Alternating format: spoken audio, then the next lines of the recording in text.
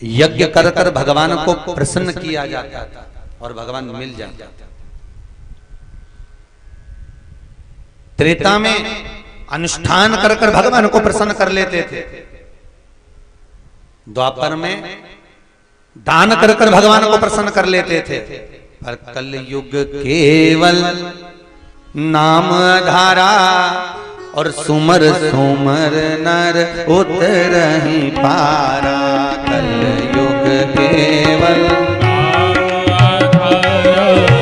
दोनों हाथों से उतरहि पारा। कल युग केवल नाम आधारा सुमर सुमर नर उतरहि पारा। कल युग केवल नाम आधारा सुमर सुमर नर उतरहि पारा। सुमर सुमर नर उतरहि पारा। सुमर सुमर नर उतरहि पारा। सुमर सुमर नर उतरहि पारा। सुमर सुमर नर उतरहि पारा। ओ मंगल भवनया मंगल हारी द्रवहु सुदशरथ अजर बिहारी। मंगल भवन अमंगल हारी द्रवहु सुदशरथ अजर बिहारी। श्री राम जय जय रामा। श्री राम जय जय राम। बोलो श्री राम जय जय रामा। श्री राम जय जय राम। कलयुग में केवल एक नाम आधार की शिला को रखकर कलिकाल में भगवत भजन को कर कर जीव पार उतर सकता है। केवल एक नाम। और तुलसीदास जी ने ये नहीं लिखा कि कलयुग केवल राम धारा। राम नहीं लिखा। तुलसीदास जी को ये मालूम था, इसलिए उन्होंने चौपाई में लिखा कलयुग केवल नाम धारा। राम नहीं लिखा। तुलसीदास जी को मालूम था मृत्यु लोक में जन्म लिया, पृथ्वी पर पैदा हुआ है तो ना जाने कौन कौन सा भजन करेगा, इसका कोई ठिकाना नहीं है। किसी का भी कर पर कट तो सही, इसलिए नाम लिखा। नाम फिर भी दुनिया के लोग इतने विचित्र हैं। 33 कोटि देवता पृथ्वी पर हैं। कितने? हिंदू धर्म के लिए 33 कोटि देवता, हिंदू धर्म के लिए 33 करोड़ देवी देवता हैं। और इतने देवी देवता होने के बाद में भी लोग अपने देवी देवता को छोड़कर दूसरे देवी देवता को मनाने के लिए जाते हैं। तो भगवान को भी आश्चर्य होता है कि मुझे छोड़कर दूसरे को मनाने जा रहा है। कितनी पुराने, कितने शास्त्र, सबकी रचना, कितने पुराने। कई लोग हमसे कहते हैं महाराज जी आप राम कथा करते हो, आप भागवत कथा करते हो, आप शिव कथा करते हो। राम कथा में राम की महत्वता, शिव कथा में शंकर की महत्वता, कृष्ण कथा में कृष्ण की महत्वता, देवी भागवत में देवी की महत्वता, स्कंद पुराण में स्कंद की महत्वता, अग्नि पुराण में अग्नि की महत्वता, वायव्य में वायव्य की, सबकी अलग अलग महत्वता वर्णन करी गई। इतने सारे देवता में हम किसका भजन करें? तो रामचरितमानस कहती है महाराज भोजन करने जाओ, बफेट में जाओ, शादी में जाओ, ऐसे स्टॉल लगे रहते हैं। कहीं गुलाब जामुन, कहीं दही बड़ा, कहीं छम्मक लड्डू, कहीं पर पानी पतासा। तुम्हारी मर्जी पड़े, सबको चखो, सबको चखो। पर आपका भी तो मन करता होगा कि इतने सारे स्टॉल में कौन सा स्टॉल तुम्हें ज्यादा पसंद आया? अरे बोलो तो सही है कि गलत है? कोई एक स्टॉल तो पसंद आता होगा। फिर जो स्टॉल ज्यादा पसंद आता है वो आइटम ज्यादा निपटा जाते हैं, वो आइटम ज्यादा खाते। दही बड़ा पसंद आया तो दही बड़ा ज्यादा, अगर रोटी या छम्मक लड्डू जो तुम्हें पसंद आ रहा है उसको ज्यादा खाया आपने, उसको ज्यादा पाया आपने। जो ज्यादा पसंद आया उसको ज्यादा पाया गया। उसी तरह शास्त्र कहता है 33 कोटि देवताओं में, 33 करोड़ देवी देवताओं में, हिंदू धर्म में जो इतने देवता हैं सबको भजन करो, सबका स्मरण करो। पर याद रखो मन में एक जिसको ज्यादा अपने से रुचि हो और आप जिसको ज्यादा भज सकें, जिसका स्मरण आप कर सकें, उसको भजन करिए, उसका भजन करो। और एक बार उस चित्त वृत्ति में अगर परमात्मा समाहित हो गया तो संत नामदेव जी महाराज का चरित्र याद करना। नामदेव जी को कुत्ते में भी भगवान का दर्शन होता है तो वो परमात्मा का दर्शन हो जाए। और परमात्मा में सहजता से नहीं। और ज्ञान तुलसीदास जी महाराज ने रामचरितमानस की रचना 80 वर्ष की आयु में करी है।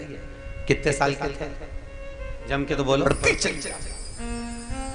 बचपन में तो व्यक्ति आसक्तियों को छोड़कर चलता है, पर जैसे जैसे अवस्था बढ़ती है, बचपन गया, जवानी आई, जवानी में और थोड़ी आसक्ति बढ़ी, जवानी से अधेड़ी में आया, अधेड़ी में और आसक्ति बढ़ी, और जैसे जैसे बुढ़ापा आता है ना व्यक्ति की, वैसे वैसे आसक्ति और बढ़ जाती है। परिवार का मोह। ये बूढ़ी बूढ़ी माताएं यहाँ पर बैठी हुई हैं, अगर बुजुर्ग माताओं से पूछा जाए एक बार कि तुम सबसे ज्यादा सुखी कब थी, तो बूढ़ी माताएं एक ही बात कहती हैं, महाराज बच्चे छोटे थे, कुछ भी खिला दो, कैसे भी पटक दो, कुछ भी पिना दो, सबसे ज्यादा सुखी थी। तो अब तो तुम्हारी बहुएं आ गई।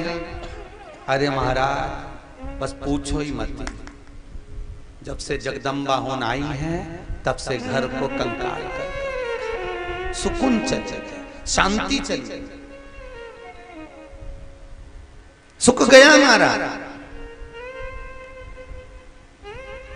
पहले तो युवान अवस्था थी तो कभी भी दौड़कर मायके चली जाती थी, और तुम देखो एक बहू और एक सास, दोनों में सबसे ज्यादा मायके कौन जाती है? बहू। सास अपनी बैठी रह जाती है। वो सोचे भी तो घर नहीं छूटता ना, परिवार नहीं छूटता, आसक्ति नहीं छूटती, क्योंकि आसक्ति बढ़ रही है। जैसे जैसे बुढ़ापा बढ़ता है वैसे वैसे आसक्तियां बढ़ती चली जाती हैं। काम, लोभ, विषय, वासना, तृष्णा, और सबसे ज्यादा अगर कुछ बढ़ती है तो तृष्णा बढ़ती है। मेरा घर, मेरा परिवार, मेरा कुटुंब, मेरा कबीला। और कई कई बार तो सास हम चिल्ला करके देती है, वो तो मैं जिंदा हूं इसलिए घर चल रहा है, जिस दिन मैं मर गई आटे का भाव मालूम पड़ जाएगा। तो जो डोकरी ऐसा बोले तो उससे तो आधे घंटे मर जा, तो आधे घंटे मरो।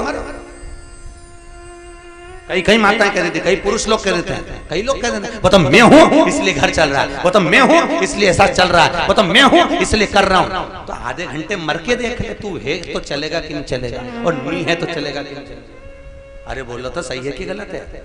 वो तो तुम हो तो भी चल रहा है, और नहीं होगे तो भी चलेगा। बस अंतर इतना है, कभी घी घना तो कभी मुट्ठी चना, इससे ज्यादा कुछ नहीं होने वाला।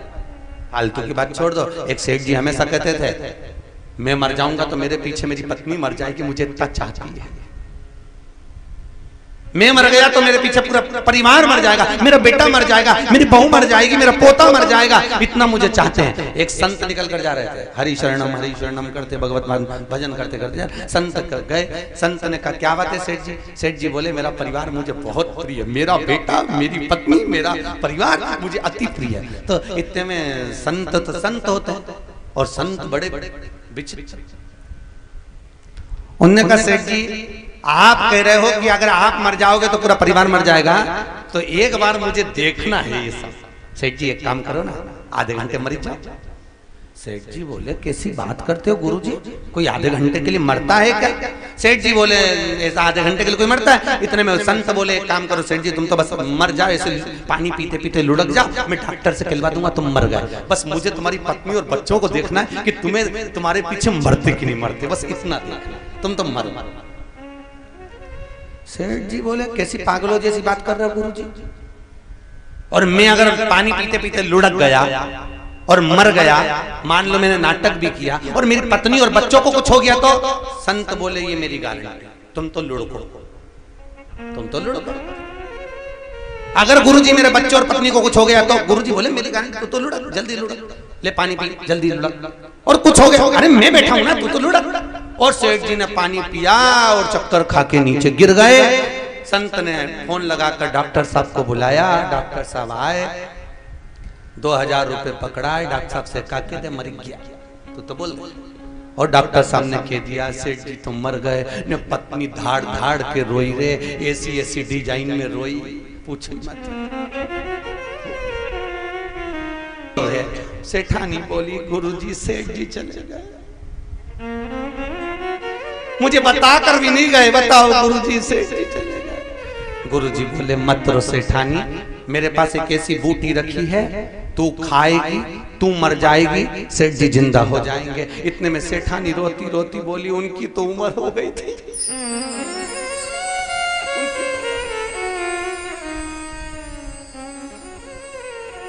सेठ जी के गुस्सा आया और सेठ जी तो उठने वाले थे। इसमें इतने में गुरुजी ने चिमटा खोल दिया, पड़े थे चुपचाप। अभी तो कह रहा था पत्नी मर जाएगी, पड़े सेठ जी पड़े। बेटा रो रहा था, तू काय को रो रहा है? मेरा पिताजी चले गया तो ये भी नहीं बताया कौन से कितना लेना था। बाप के चक्कर आ गया। बताओ यहाँ बाप मरा पड़ा, इसके लेनदारी के पहले पड़ गए। अब तो सेठ जी उठने वाले थे। इतने में तुरंत गुरुजी बोले काम कर, तू खा ले, तू खाएगा तू मर जाएगा, तेरा बाप जिंदा हो जाएगा, तेरा पिता जिंदा हो जाएगा। इतने में बच्चा रोते रोते बोला पिताजी कह रहे थे अब तो तुझे ही संभालना है बेटा, मेरी तो उम्र हो गई। छोटा सा पोता था, बहू का लड़का, वो रो रहा था। सेठ जी ने संत ने पूछा तू क्यों रो रहा है? मेरे दादाजी चले गए, मुझे कुरकुरा कौन दिलाएगा, अब मुझे टॉफी कौन दिलाएगा? तो एक काम कर, ये बूटी तू खा ले, तू खाएगा तू मर जाएगा, तेरा दादा जिंदा हो जाएगा। इतने में पोता रोते रोते बोला गुरुजी तुम्हारे कोई आगे नहीं, तुम्हारे कोई पीछे नहीं, तुम नहीं खा लो। सब मिलके गुरुजी को वो बूटी खिला रहा है पर घर का एक नहीं खा रहा। ये वाह वाह, यहाँ मतलब की दुनिया में किसी का कोई नहीं। ये जितने नजर आ रहे हैं तुमको अपने, ये सब धन के मीत, संपदा के मीत, सत्ता के मीत, बाकी के समय पर कौन जाएगा तुम्हारे साथ? पत्नी परिवार प्राण छूटने के बाद घर तक साथ देते हैं। कहां तक? घर तक। मोहल्ले के लोग, गांव के लोग शमशान तक साथ देते हैं, पर शमशान के बाद में जब चिता पर लिटाया जाता है, आग लगाई जाती है, तब एक ही साथ देता है, जो तुमने ये राम का भजन करा, जो तुमने ये कथा सुनी, जो भगवत नाम का जाप करा। बस अंतिम क्षण में चिता पर आग लगेगी, परिवार वाले पीछे हटेंगे, तब वही राम तुम्हारे साथ में अंतिम समय में इस आत्मा के साथ में परमात्मा लेकर जाएगा। अंतिम क्षण। और भले तुमने लाखों रुपए परिवार में खर्च कर दिया, पर सही मायने का खर्च तो परमात्मा की कथा, सत्संग, भजन जैसा। उम्र निकल गई, फिर वही बात आ गई, ना राम नाम लीनो तूने भरी जवानी में, तू डूब के मर जा रे चुल्लू भर पानी। पूरी अवस्था गवा दी, बचपन गवा दिया, जवानी गवा दी, अधेड़ी गवा दी, पूरा जीवन निकल गया। अब बुढ़ापा आ गया, ना पांव साथ दे रहा है, ना हाथ साथ दे रिया, ना मुंह साथ दे रिया, ना कानों से सुनाई दे रिया। अब बच्चों से कह रही रे ए मुझे सरस्वती विद्या मंदिर ले जा, वहां राम कथा हो रही। आज की औलाद एक कुत्ते को घुमाना पसंद करे, पर डोकरे डोकरी को नहीं। कौन छोड़ेगा तुमको? कौन छोड़ेगा? इसलिए मौका मिला है, मौका मिला है, विद्यालय में राम कथा हो रही है, छोड़ना नहीं है। यही तो साथ जाने वाला है, बाकी का तो सब छूट जाना। पाया क्या? वो छूट। ज्ञान कभी भी प्राप्त हो सकता है। तुलसी बाबा ने 80 वर्ष की आयु में, 80 वर्ष की आयु में तुलसीदास बाबा रामचरितमानस की रचना करे। केवल एक क्षण का ज्ञान तुलसीदास बाबा के जीवन में मिला। पत्नी का मोह इतना प्रबल था कि पत्नी से मिलने के लिए उसके मायके पहुंच गए। इतना आसक्ति, इतना मोह था।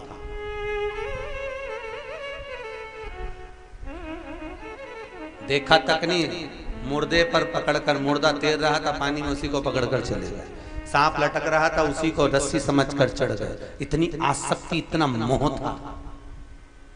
और याद रखना, जब मोह अंत में सबसे बुरा होता है।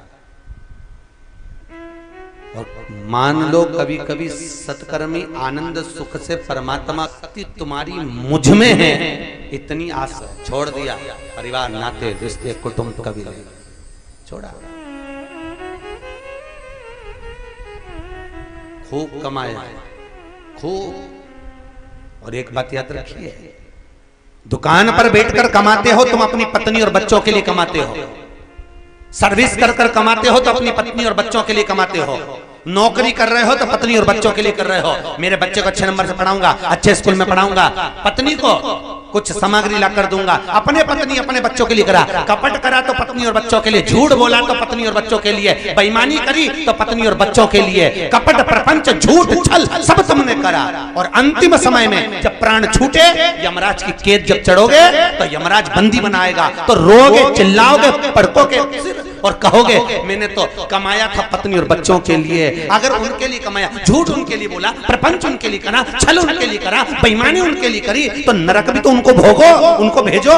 तो इतने में धर्मराज भी कहेगा झूठ तूने बोला, कपट तूने करा, बेईमानी तूने करी, प्रपंच तूने करा, तो नरक भी तू भोगेगा, ना पत्नी भोगेगी ना बच्चे। इसलिए धर्म पत्नियों से निवेदन है, सावधान, तुम तो अलमस्त रहो, तुम्हें टेंशन की जरूरत नहीं है।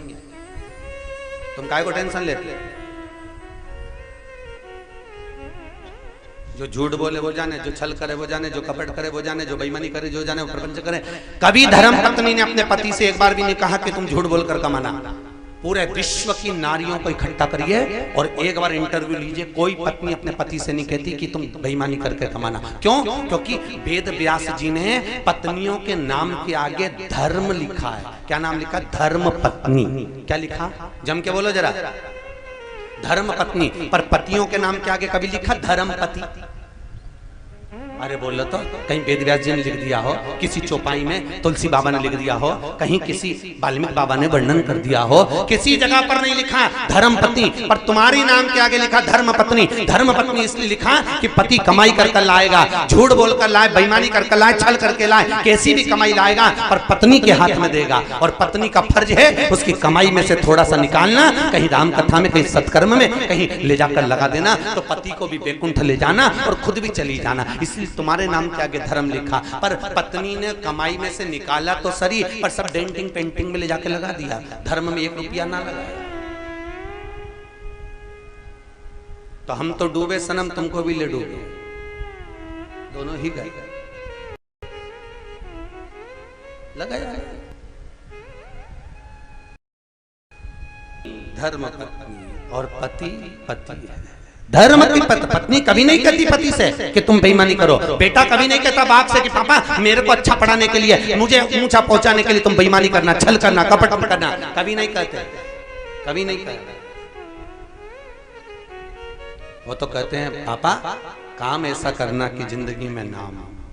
महाराज हम पहले भी कथाओं में कई बार कह चुके, आज फिर इस नेटोर की भूमि पर कह रहे हैं, राम से नहीं डरना मत डरो, माता पिता से नहीं डरना मत डरो, गुरु और शिष्यों से नहीं डरना मत डरो, वेद और पुराण से नहीं डरना मत डरो, राम कथा से नहीं डरना मत डरो, भगवान से नहीं डरना मत डरो, गंगा यमुना सरस्वती से नहीं डरना मत डरो, अपने पति से नहीं डरना मत डरो, पत्नी से नहीं डरना मत डरो, घर के बुजुर्गों से नहीं डरना मत डरो, घर के बड़ों से नहीं डरना मत डरो, पर अपने कर्मों से जरूर डरना, क्योंकि कर्म का भोग तो परमात्मा को भी भोगना पड़ता है। अपने कर्म से जरूर डरना कि हम मृत्यु लोक में कैसे पैदा हुए और हमारा कर्म हम कर क्या रहे हैं, हम कितना कर्म कर रहे हैं। कर्म का भोग तो परमात्मा भी भोगता है। सीता जी ने एक चिड़िया को कैद में रखा तो उनको कैद में रहना पड़ा। राम जी महाराज ने बाली को छुपकर मारा था तो उस बाली ने कृष्ण अवतार में जरा नाम का व्याग बनकर छुपकर मार दिया। कर्म का भोग तो भोगना पड़ेगा। गांधारी ने जब पूर्व समय में राजकुमारी थी, सुंदर बनने के लिए 100 केचुओं को पिसवाकर उसका मल्लम बनाकर शरीर पे लगाया था कि मैं कभी बूढ़ी नहीं हूं। तो वो 100 केचुए उस राजकुमारी गांधारी के गर्भ से पैदा हुए थे। 100 पुत्र उसके सामने पिसे, उसके सामने मरे। कर्म का भोग तो भोगना पड़ेगा, बिगर भोगे रह नहीं सकते।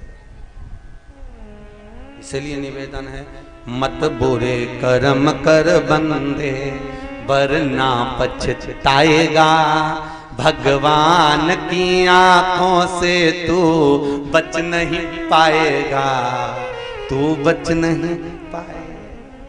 बड़ा कठिन है भजन।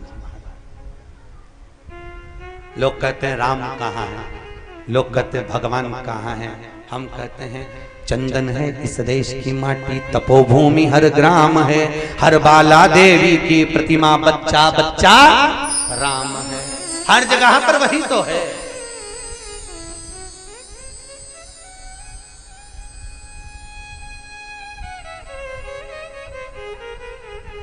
हर जगह वो कहां नहीं, सर्वस्व हर जगह पर विराजमान। उसको ढूंढने का प्रयास करिए, परमात्मा को पाने का प्रयास करिए। तुलसी बाबा को एक क्षण का ज्ञान मिला अपनी धर्म पत्नी से, और एक क्षण का ज्ञान पाकर तुलसीदास जी केवल तुलसी से तुलसीदास बन गए, भगवत नाम में डूब गए। 80 वर्ष की आयु में राम कथा की रचना कर रहे हैं। 80 वर्ष। कहीं पूर्वजों का पुण्य होता है, कहीं पूर्वजों की कृपा होती है, तब जाकर अपने जीवन में, अपने गांव में, परिवार में एक बार राम कथा हो पाती है।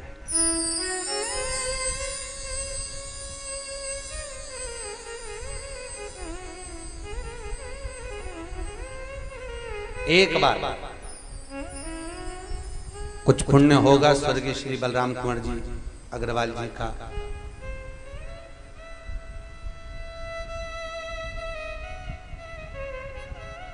जो उनके परिवार द्वारा इस राम कथा का आयोजन, समिति द्वारा राम कथा का आयोजन रखा गया। कुछ पुण्य, और वो सहजता का नहीं। बच्चा एक गुल्लक भरता है रुपए डाल डाल कर, और वो गुल्लक भरने के बाद जब फोड़ता है तो कोई बड़ा गिफ्ट लेकर आता है। उसी तरह हमारे पूर्वजों की पुण्य की गुल्लक भराती है, तब जाकर जीवन में एक बार राम कथा हो पाती है। एक बार राम कथा, पुण्य की गुल्लक जब भरा है। स्वयं भीष्म पितामह बाणों की सैया पर पड़े हैं। स्वयं भीष्म पितामह भगवान कृष्ण से पूछते हैं, कन्हैया मैंने जितनी एकादशी के व्रत करे शायद ही किसी ने करे होंगे, मैंने जितना दान करा शायद किसी ने करा होगा, मैंने जितना व्रत करा शायद किसी ने करा होगा, मैंने जितना तुम्हारा दर्शन करा शायद ही किसी ने करा होगा। फिर ऐसा कौन सा पाप कर दिया था मैंने जो ये बाणों की सैया पर मुझे पटका? मैंने करा क्या था? ये मुझे बाणों की सैया मिली क्यों? भगवान कृष्ण ने कहा, पितामह तुम आज की बात करते हो, तुम्हें तो मैंने नेत्र दे रखे हैं, और बड़े विचित्र नेत्र दिए हैं, जिन नेत्रों से तुम अपने 100 जन्म को देख सकते हो। देखो आपने करा क्या था? पितामह कहते मैंने अपने 100 जन्म को देखा तो भी मैंने कोई पाप नहीं करा। बस भगवान कृष्ण कहते हैं, पितामह तुम में और मुझ में अंतर यही है, तुम अपने 100 जन्म को देख सकते हो और मैं तुम्हारे आजन्म को देख सकता हूँ। बस तुम में और मुझ में अंतर यही है, मैं तुम्हारे आजन्म को देख सकता हूँ। ना जाने तुमने कौन सा कर्म करा, अभी देखकर बताता हूँ। 194 नंबर के जन्म पर भीष्म पितामह एक जन्म नहीं, तुम्हारे कई जन्म हो चुके। जब 194 नंबर का तुम्हारा जन्म था, तब तुम एक नगर के राजा थे, गंगा स्नान के लिए जा रहे थे। बीच मार्ग में एक बड़ा सा सांप पड़ा था। सैनिकों ने आकर कहा, महाराज एक सांप रास्ता नहीं छोड़ रहा। तुमने कहा था उठाकर कोने में पटक दो, उठाओ और कोने में पटको, और तुम्हारे कहने पर वो सांप को उठाकर कोने में पटका। जिस कोने में पटका वहां पर बमूल के कांटे की बेर की झाड़ियां थी, उस बेर की झाड़ी में कांटे थे, उन कांटों में वो सांप फंस गया। तड़पता रहा, निकलने का प्रयास करता रहा पर नहीं निकला। बस भीष्म पितामह वो सांप बेर की झाड़ी में कांटों में पड़ा हुआ तड़प तड़प कर मरा था। इसलिए तुमको पितामह इन कांटों में तड़प तड़प के मरना पड़ेगा। जैसी करनी वैसी भरनी, भोगना तो पड़ता है।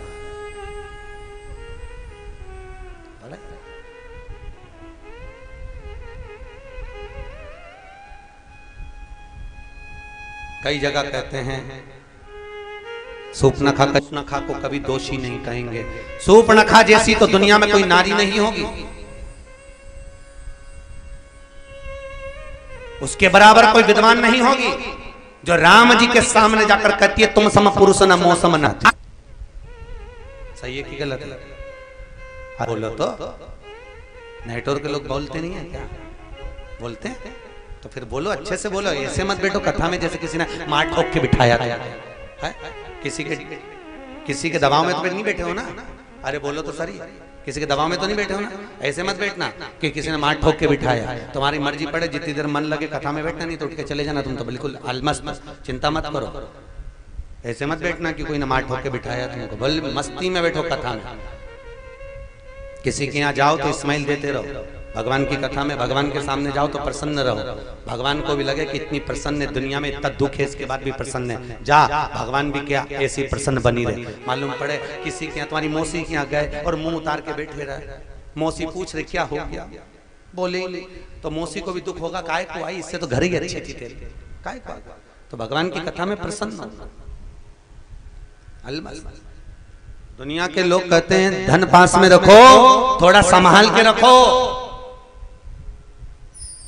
पैसा साथ में रखो, थोड़ा संभाल के रखो, बुरे वक्त में काम आएगा। राम कथा कहती है भगवान का इतना भजन कर लो कि बुरा वक्त ही काहे को आएगा। राम का इतना भजन तो करो। जितना धन साथ नहीं देता, धन तुमने जोड़ा पूत सपूत तो की धन संचय, और पूत कपूत तो की धन संचय। बेटा सपूत होगा तो खुद जोड़ लेगा, और बेटा कपूत होगा कितना भी जोड़ कर चले जाओ सब सत्यानाश मिला देगा। तो पूत सपूत तो की धन संचय। क्या करो? कई लोग जोड़ रहे हैं, जोड़ो जोड़ो जोड़ो और आखिरी में छोड़ो, और आखिरी में छोड़ो, और फिर बाद में कुछ नहीं होता। 16 श्राद्ध में एक फोटो टंग जाता। घर में एक छोटा सा फोटो देखा होगा बुढ़े लोगों का। अरे बोलो तो देखा कि नहीं देखा? जो मर जाते हैं उनका फोटो देखा है? जो मरे हुए व्यक्ति का फोटो देखना, कभी भी रोता हुआ फोटो नहीं लगता। वो भले पूरी जिंदगी रोते रोते निकाल देते, पर फोटो जो आखिरी में टंगता उसमें स्माइल देते रहते। आखिरी का जो फोटो होगा वो स्माइल वाला ही होगा, और इस्माइल का फोटो होगा और उनके मुंह में खीर और पूरी चिपकी होगी, जो 16 श्राद्ध में चिपकाई होगी, और अम्मा इस्माइल दे रही होगी, और फोटो में खीर पूरी चिपकी। हंसो मती, अपन को भी चिपकेगी, काय को हंसे, सबको चिपकेगी। उनने भी खूब जोड़ा था, आखिरी में यहीं छोड़ा था, और अपन भी जोड़ेंगे यहीं छोड़ेंगे, और अपनी जिंदगी अपन सुख से नहीं जी पाते। और सही कहते हैं लोग, तूने जो कमाया है वो दूसरा ही खाएगा, तूने जो कमाया है वो दूसरा ही खाएगा। मुट्ठी बांध आया जग में, हाथ पसार, तूने जो कमाया है वो दूसरा। अपन तो खा ही नहीं पाते, सुखी कमा कमा के इतने व्यस्त रहे, इंद्रियों का ध्यान नहीं रहा, शुगर की बीमारी हो गई, ब्लड प्रेशर हो गया, पूरे मोहल्ले के लोगों को खिला रहे, पूरे मेहमानों को खिला रहे, खुद एक गुलाब जामुन नहीं खा पा रहे, तो किसके लिए कमा रहे? किसके लिए?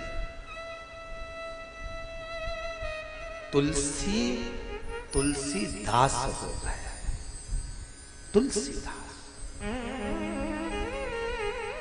तुलसी से तुलसीदास बनने में केवल एक क्षण का ज्ञान, मात्र एक क्षण का ज्ञान उनको प्राप्त हो गया। एक क्षण का ज्ञान, और कभी भी मिल सकता, किसी से भी मिल सकता, कहीं पर भी प्राप्त हो सकता। और तुलसीदास जी ने फिर वो विचार कर लिया कि अब ये जो ज्ञान प्राप्त हुआ ये सहज नहीं, अब आशा लग गई राम से मिलन की, अब आशा लग गई भगवान से मिलन की।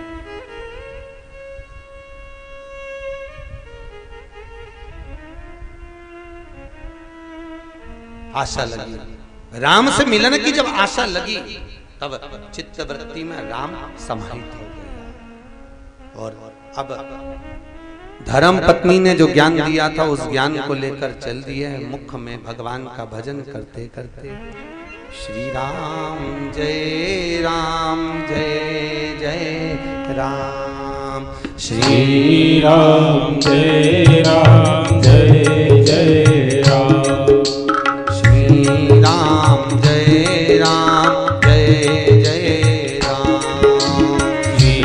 राम जय राम जय जय राम श्री राम जय राम जय जय राम श्री राम जय जय राम जय हो।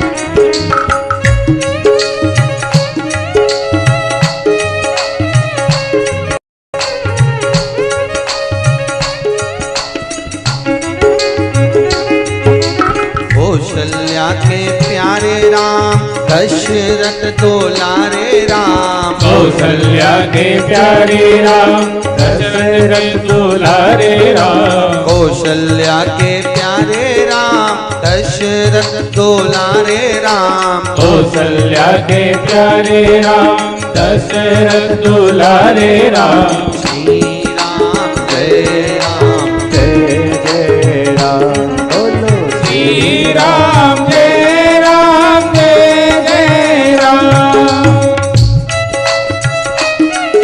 बड़े भाव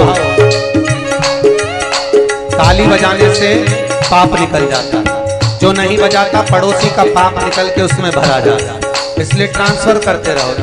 पड़ोसी जितनी तेज ताली बजाए उससे दुगनी आवाज तुम्हारी आए, तो पड़ोसी का पाप भराएगा नहीं, ट्रांसफर हो जाएगा। जय हो।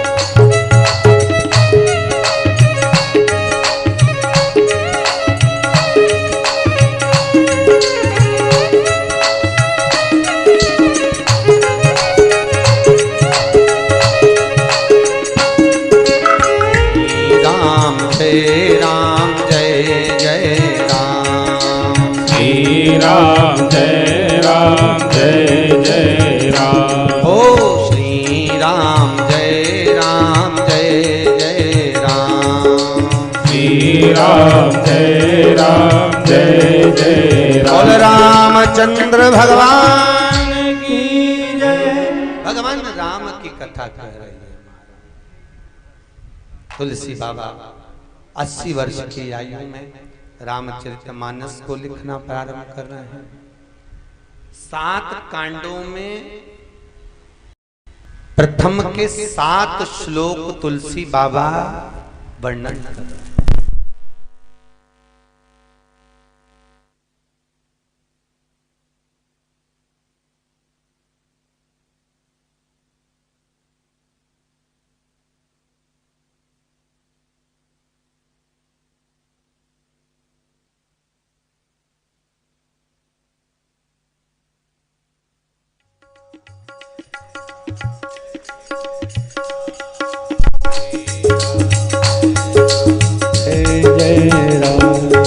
श्री राम जय जय राम श्री राम जय जय राम बोल रामचंद्र भगवान की जय। 7 श्लोक में तुलसी बाबा रामचरितमानस को प्रारंभ करता है।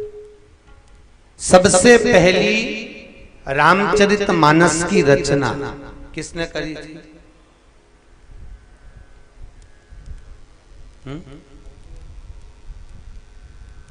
बोलो बोलो है, जम के बोलो, आवाज नहीं है। शंकर भगवान, बिल्कुल सही है, जोरदार ताली बजाओ, बिल्कुल सही बोला है माता जी। सबसे पहली रामचरितमानस की रचना भगवान शिव ने करी थी, जिसमें 100 करोड़ श्लोक थे। कितने श्लोक थे?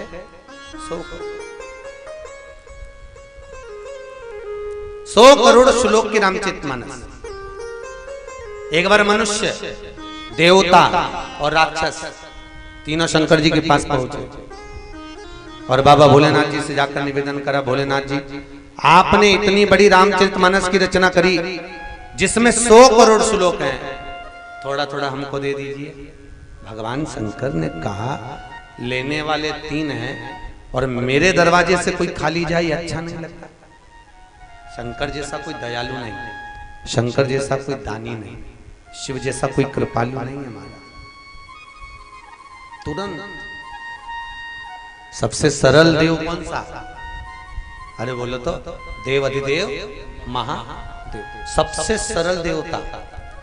एक लोटा पानी चढ़ाओ, 3 बार ताली बजाओ, बम बम बोलो राजी। इतना सरल देव है महादेव, इतना।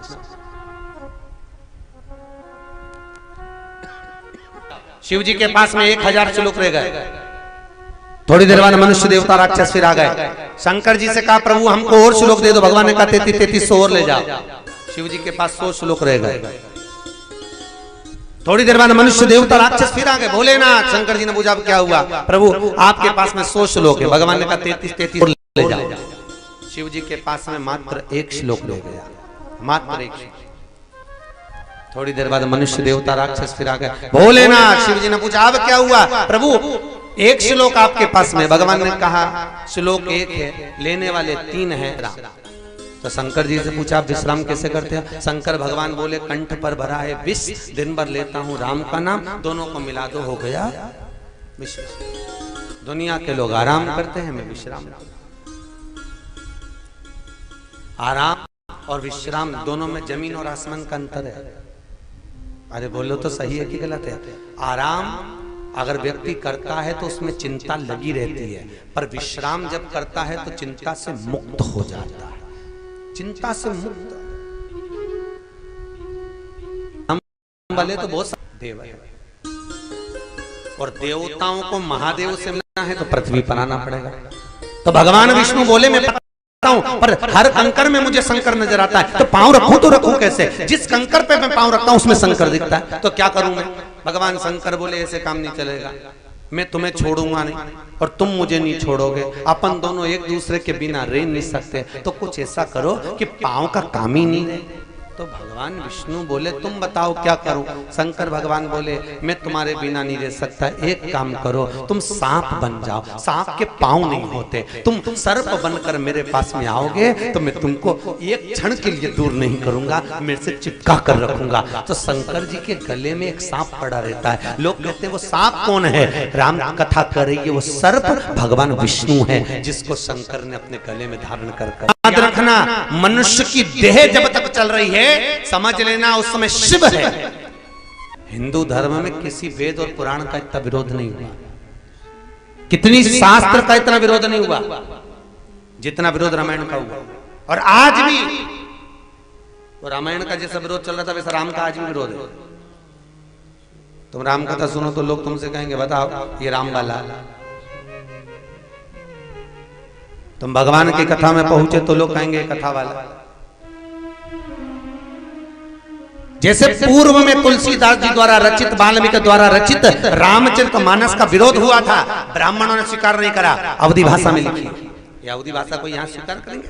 यहाँ तो संस्कृत की भाषा होना चाहिए, वेदवाणी होना चाहिए, हम उसको स्वीकार नहीं करें। तो जब स्वीकार नहीं करा तो तुलसीदास जी के सामने एक प्रसंग आया। ब्राह्मणों ने कहा एक काम करते हैं, शंकर के मंदिर में, काशी विश्वनाथ के मंदिर में इस रामचरितमानस को रखा जाएगा सारी पुराणों के साथ, सारे वेदों के साथ। अगर ये पुराण रामचरितमानस यदि ऊपर आ जाती है तो प्रथम गिनती में गिनी जाएगी, नहीं तो इसको पानी में गंगा जी में ठंडी कर दी जाएगी। तुलसीदास जी 80 वर्ष की आयु में जिस रामचरितमानस की रचना करे, तुलसीदास जी की आंख में आंसू भर गए महाराज, आंख में आंसू। मैंने जिन पुराण की रचना करी वो पानी में, पर तुलसीदास जी का भरोसा विश्वास बड़ा दृढ़ था, और भरोसो दृढ़ चरणन केरो श्री वल्लभ नख चंद्र छटाबिन सब जग माही। विश्वास प्रखर होना चाहिए। कहा ठीक है ले जाओ करो, और वो रामायण को ले जाकर काशी में विश्वनाथ के मंदिर में रखा। सबसे नीचे रामायण, उसके बाद में सारी पुराणे, फिर वेद शास्त्र सब रखकर ताला लगा दिया। कहते हैं 7 ताले काशी के मंदिर में लगाए गए थे। कितने ताले? 7। काशी विश्वनाथ के मंदिर में 7 ताले लगाए। तुलसीदास जी अपने आश्रम में बैठकर राम गुण गाए। सवेरे जाकर जब दरवाजा ब्राह्मणों ने खोला, सबसे ऊपर रामचरितमानस रखी मिली थी साहब, सबसे ऊपर रामचरितमानस थी, बाकी के सब नीचे थे।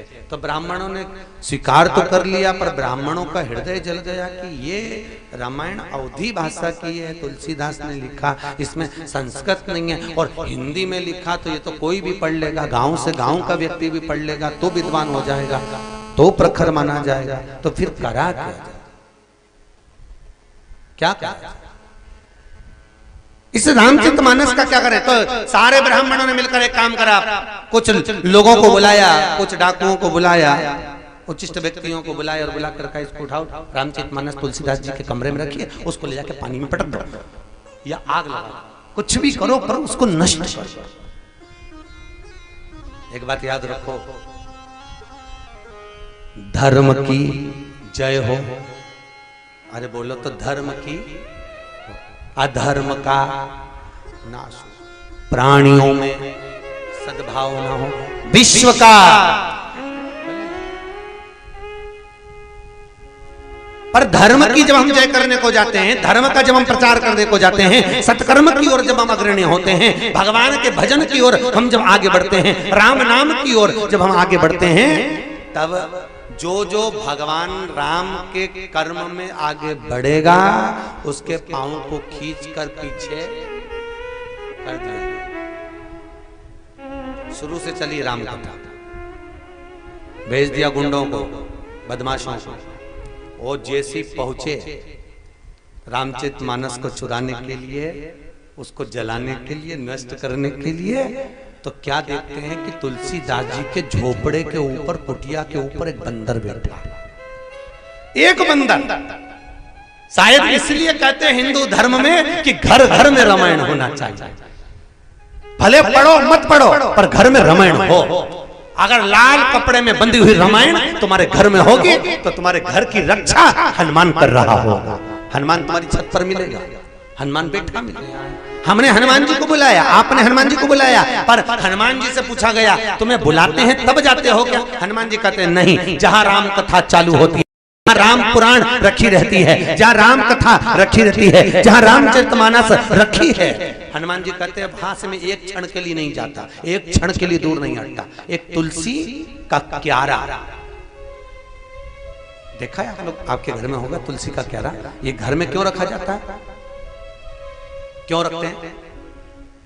राम कथा कहती है, कृष्ण कथा कहती है कि अगर दुनिया में कोई ने हनुमान जी नीचे कूदते से जो गदा का प्रहार करा, प्रहार करते लाल पीला करके पूंछड़ी में लपेट लपेट के ऐसा दो चार जितने आए थे सब पहुंच गए। ब्राह्मणों ने पूछा क्यों रे तुम तो आ गए, ये लाल पीले कैसे हो गए? कि वहां पर लाल मुंह का बंदर बैठा था, बस वो बानर ऐसा बैठा, उसने घसीट घसीट के खूब मारा। तो क्या मारा वो तो चल गया, पर जब घसीटता था तो बड़ा तकलीफ होता था। हनुमान जी मारते कम थे, पूंछ में लपेट के जैसे सिलबट्टे पे चटनी को पीसे ऐसे पीसते जाता थे। और जितनी जगह, अच्छा तुम देखना, हड्डी टूट जाए चल जाए, चोट लग जाए चल जाए, पर जब व्यक्ति गाड़ी से जा रहा है और एकदम फिसल जाए, फिका जाए, और जो जगह जगह से घिसाता है ना, उसकी तकलीफ सबसे ज्यादा होती है। हाथ पैर में जो चोट लगे वो अपनी जगह पर, जो घसाता है ना सब दूर से, वो तकलीफ सबसे, उसकी तकलीफ बड़ी। सारे ब्राह्मणों ने सोचा अपन चल कर देखते हैं। ब्राह्मण पहुंचे, देखा ऊपर जैसे ही अंदर प्रवेश कर रहे थे ब्राह्मण, हनुमान जी महाराज ऊपर बैठे हुए थे, श्री हनुमान जी महाराज ऊपर, और हनुमान जी महाराज ऊपर बैठे हुए। ब्राह्मणों ने देखा ये बानर वही है जिसने डाकुओं को मारा था, उन बदमाशों को मारा था, अगर हम गए तो ये हमको भी मारेगा। ब्राह्मण बड़े चतुर थे, एक चांदी की थाली में 56 भोग बनाकर हनुमान जी के लिए रख दिया, बंदर के लिए, कि ये खाएगा तब तक अपन अंदर जाएंगे चुरा लाएंगे। हनुमान जी भी सारे भोगों को त्याग दिए, सब भोग, क्योंकि हनुमान जी को मालूम है मुख में राम नाम राम सेवा, हाथ में तू अकेला नहीं प्यारे, राम तेरे साथ। हनुमान जी को मालूम, हनुमान जी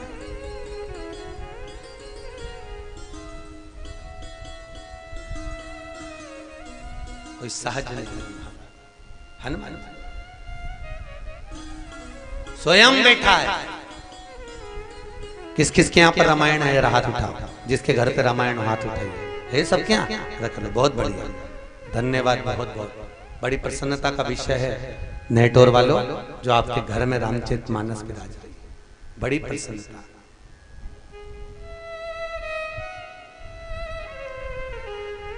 पहले बेटी की विदाई में, कन्यादान में सामान कुछ देते थे ना देते थे, पर रामचरितमानस जरूर देते थे। यहां भी देते होंगे, मालूम होगा आपको। बेटी के कन्यादान में रामायण दी जाती थी पहले। कर कर भगवत भजन में डूबी रहना, भगवत भजन में तू डूबी रहना। रामचरितमानस देते समय, विदा करते समय बेटी को ज्ञानवर्धक बातों से बेटी को विदा किया जाता था। खूब उपदेश दिए जाते थे बेटी को। आज के जमाने में बेटी के विदाई में धन दौलत दी जाती है, फ्रिज, कूलर, वॉशिंग मशीन, सब कुछ दिया जाता है, पर बेटी को संस्कार नहीं दिए जाते। पहले बेटी को संस्कार देकर विदा करा जाता था, दहेज नहीं।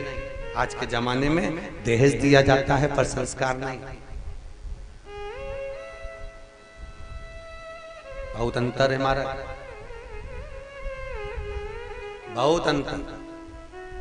कई लोग कहते हैं समाजों में लड़कियों की कमी हो गई, लड़के ज्यादा हो गए, पर ऐसा नहीं है। भगवान के यहाँ की लेवल बराबर चलती है, बराबर। कमी भगवान ने लड़कियों की नहीं करी है, कमी विचारों की कर दी है। काहे की कमी है? जम के बोलो, विचारों की। आज के जमाने में माता पिता लड़कियों को इतना पढ़ा रहे हैं, इतना पढ़ा रहे हैं कि समाज की लड़कियां पढ़ते पढ़ते पढ़ते पढ़ते पढ़ते पढ़ते बाहर निकल जाती हैं, उनकी सोच बदल जाती है और वो समाज के लड़कियों से शादी नहीं कर पाती हैं, दूसरे समाज में जाकर शादी कर लेती हैं। तो हमको लगता है लड़कियों की कमी हो रही है। लड़कियों की कमी नहीं है, लड़कियां उतनी हैं जितनी लड़के हैं। लेवल मेरे राम जी के यहाँ पर कोई लेवल की कमी नहीं, सब बराबर। सोच का अंतर आ गया। बच्चे माता पिता के काम को संभालने लगे, बच्चे बाप के काम को संभालने लगे, पिता के काम को संभालते संभालते बच्चे में काम में लग जाते हैं। लड़कियां पढ़ पढ़ के अव्वल निकलती हुई उनकी सोच प्रबल हो जाती है, फिर वो अपने समाज के लड़कों के साथ में विवाह करना पसंद नहीं करती। केवल सोच का अंतर है, लेवल का नहीं। लेवल वही है, सोच बदल। और मेरा निवेदन है इस रामचरितमानस के माध्यम से जनक जैसे ज्ञान हर माता पिता अपनी बेटी को दे। जनक जी ने अपनी बेटी के कन्यादान में कुछ नहीं दिया था। जनक जी ने अपनी बेटी के कन्यादान में अगर दिया था तो केवल संस्कार दिया था। दो बाप किसी के ऐसे नहीं हो सकते। एक सीता जी के ससुर और एक सीता जी के पिता। जानकी माता के पिता ने कन्यादान में संस्कार दिए थे और दशरथ जी ने अपनी बहू की मुंह दिखाई में केवल एक फल दिया था, केवल एक फल। कौशल्या माता ने पायल दी थी, केकई ने शीश महल दिया था। सुमित संवारना है, बच्चों को अव्वल बनाना है तो थोड़ा संस्कारवान बनाना जरूरी है महाराज। बड़े बड़े अंग्रेजी स्कूलों में अंग्रेजी पढ़ा पढ़ा कर बच्चों को भगवान से दूर करा जा रहा है, धर्म से दूर करा जा रहा है। कई कई स्कूल ऐसे हैं जहां पर हमारे धर्म के अनुकूल नहीं चलाया जा रहा है। पर धन्य है भारत की भूमि पर कुछ सरस्वती शिशु विद्या मंदिर जैसे ऐसे कई स्कूल हैं जो कि आज भी राम और कृष्ण के माध्यम से विद्या का अर्जन करा रहे हैं। आज कुछ स्कूल ऐसे विराज हैं जिससे हिंदू धर्म को आगे बढ़ाया जा सकता है, धर्म और शास्त्रों को। कुछ प्रसंग भारत जीवन की हो, माता सरस्वती के चरणों को प्रणाम कर कर छंद की देने वाली, वाणी की देने वाली, सारे शब्दों में समाहित होने वाली, हर पुट को प्रफुल्लित करने वाली ऐसी माता सरस्वती को तुलसी बाबा ने नमन किया है। और बाबा प्रणाम कर कर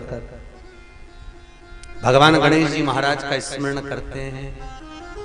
जो सुमिरत सिद्ध हो, जो ही सुमिरत सिद्ध होय, गणनायक करवर वदन, राम करहूँ अनुग्रह सो, बुद्धि राशि शुभ गुण सदन।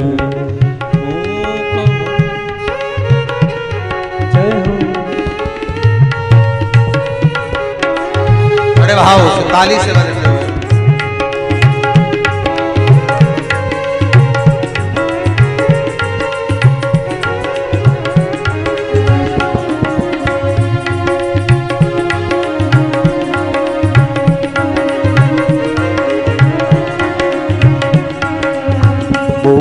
हुए वाचाल पंगु चढ़ई गिरिवर सुकृपा सुदया, द्रवहु सकल कलिमल दहन।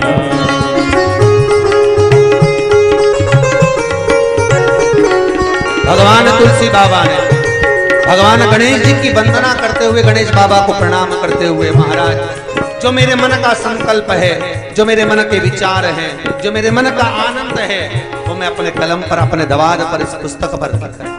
जय हो। और हे गणेश जी महाराज, अगर आपकी कृपा ना हो तो दुनिया में कोई कार्य सफल नहीं हो सकता। आप कृपा करें। मंगल भवन अमंगल हारी, द्रवहु सुदशरथ अजिर बिहारी। जय हो श्री राम, जय राम, जय राम। ओ श्री राम जय राम, जय जय राम। श्री राम जय राम, जय जय राम। श्री राम जय राम, जय जय राम। श्री राम जय राम, जय जय राम। नील सरोरुह श्याम, तरुण अरुण वारिज नयन, करहु सो मम उरधाम, सदा क्षीर सागर शयन। कुंडलिनु सबु देव, कुमार मन करुणायन। जाहि दीन परने, करहु कृपा मर्दन मयन।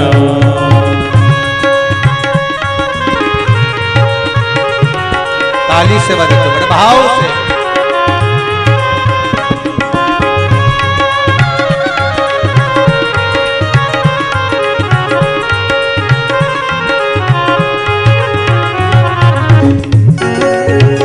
तो सुखदेव जी महाराज ने कहा एक काम करो, गणेश जी को बिठा दो। तो गणेश जी को बुलाया गया, गणेश जी को बुलाया। मना नहीं है, गणेश जी महाराज से कहो लिखो, पर मेरे श्लोक में कोई गलती होगी उसको छांटना पड़ेगा, फिर लिखना पड़ेगा। तो वेद व्यास जी महाराज हर श्लोक में ऐसी गलती करते थे कि गणेश जी को छांटने में 1 महीना लग जाता था, तब जाकर गणेश जी महाराज इसको लिखते थे महाराज। तो यहाँ पर तुलसी बाबा कह रहे हैं, गणेश जी महाराज आपके बिना दुनिया में कोई कार्य सफल नहीं है, इसलिए आप कृपा करें। आप कृपा करोगे तब जाकर कोई कार्य सफल होगा महाराज। आप करुणा ना करें तो कोई कार्य नहीं हो सकता। कैसे? बहुत गणेश जी की पूजन किसके साथ होती है? दिवाली पे करते हो आप लोग? किसके साथ करते हो? हैं? लक्ष्मी के साथ। अच्छा, गणेश जी पुत्र किसके हैं? बेटे किसके कहलाते हैं? पार्वती के। पर पूजन किसके साथ होती है? अरे बोलो जम के, लक्ष्मी के साथ। क्यों होती है? कभी कभी आपके बच्चे भी तो आपसे प्रश्न करते हैं, मम्मी ये गणेश जी तो पार्वती के पुत्र हैं, शंकर जी के पुत्र हैं, फिर इनकी पूजन ये लक्ष्मी जी के साथ, सरस्वती के साथ क्यों होती है? कारण क्या है? उसका क्या कारण है? तो माँ समझाती है, बेटा सुन, एक बार माता लक्ष्मी को बड़ा अहंकार था। होता है किसी किसी व्यक्ति को बड़ा अभिमान रहता है, बहुत अहंकार, मैं बड़ा।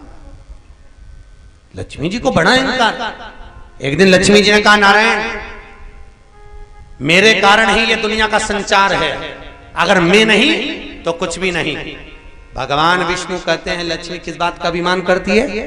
लक्ष्मी जी कहती है, महाराज मेरी पूर्णता में मनुष्य पूर्ण है, नहीं तो मनुष्य अपूर्ण है। इतने में तो भगवान विष्णु ने कह दिया, अरे ओ लक्ष्मी तू तो खुद पूर्ण नहीं है, तू तो खुद पूर्ण नहीं है, तू तो खुद अपूर्ण है, और तू कहती है कि मैं पूर्णता में। तो काहे की पूर्ण? लक्ष्मी जी की आंख में आंसू भर गए, माता लक्ष्मी के नयन में जल भर गए, और मां नयनों में जल भरकर आज भगवान विष्णु से कहती है, तुमने मुझे अपूर्ण कहा। आपको मालूम है अपूर्ण किसको कहते हैं? भगवान विष्णु कहते हैं मुझे सब मालूम है।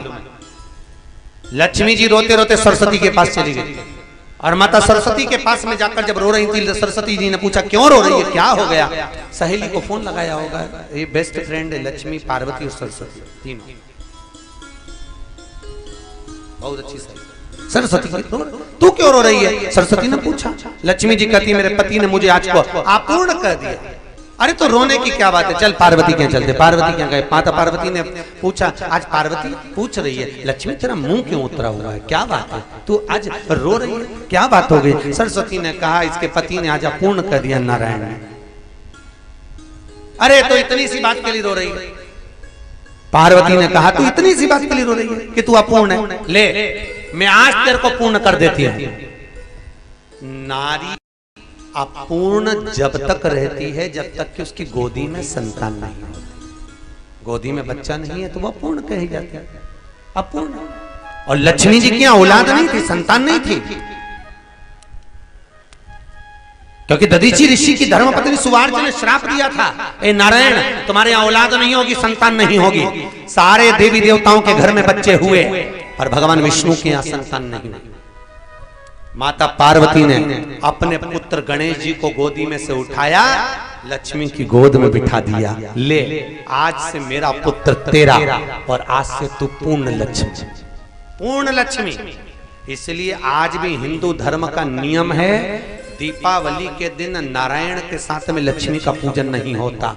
नारायण के साथ में अगर लक्ष्मी की पूजन होती है तो वो अपूर्ण मानी जाती है, और दिवाली के दिन गणेश जी के साथ अगर लक्ष्मी की पूजन होती है तो वो पूर्ण लक्ष्मी मानी जाती है, पूर्ण लक्ष्मी।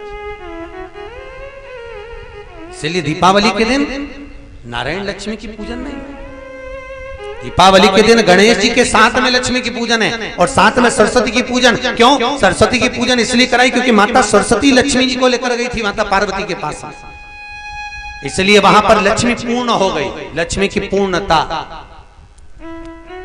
इसलिए हिंदू धर्म में हमारे शास्त्रों के अनुसार लक्ष्मी जी का पूजन जब जब होता है तब गणेश जी को साथ में बिठाया जाता है, जिससे हमारे घर में अपूर्ण लक्ष्मी नहीं रहे, हमारे घर में अधूरी लक्ष्मी नहीं रहे, हमारे घर में पूर्ण लक्ष्मी रहे, पूर्ण लक्ष्मी।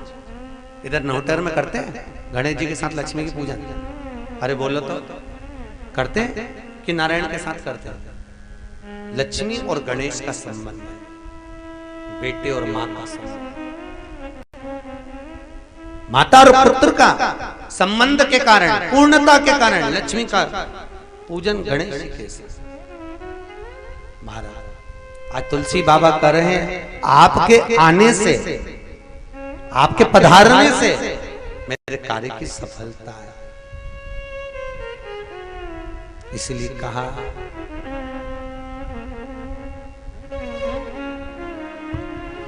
भगवान गणेश जी महाराज से विनती कर दिया,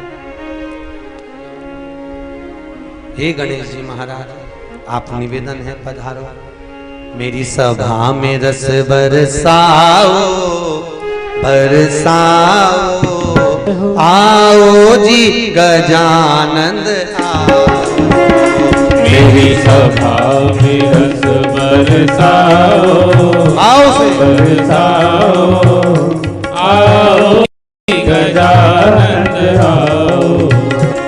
बाबा योग के गुरु बाबा रामदेव कहते हैं ताली बजाने से ब्लड प्रेशर बराबर होता है। हमारे संत जो पतंजलि थे उन्होंने अपनी भाषा में लिखा है, ताली बजाने से जब हाथ की हथेलियां टकराती हैं, नेत्र की ज्योति बढ़ती है, श्रवण शक्ति बढ़ती है और जो नसें चोक हो जाती है वो खुल जाती है। पर ताली अगर घर पे बैठ के बजाओगे तो लोग कहेंगे जब से राम कथा से